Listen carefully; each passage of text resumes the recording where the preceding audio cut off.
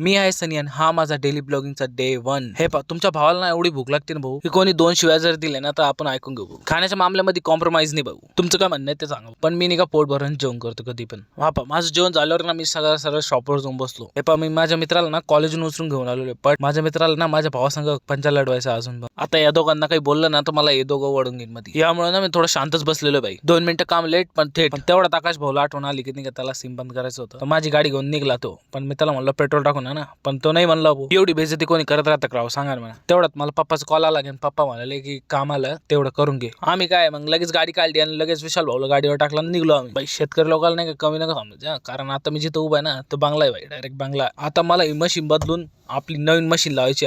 काम करून दुकानावर आलो, बोर होतो तो, पण मग काय करू शकतो, घरी निघलो. मग भाई मला रस्त्याचं ना रॉयल एनफील्डची 3 व्हीलर बुलेट दिसली.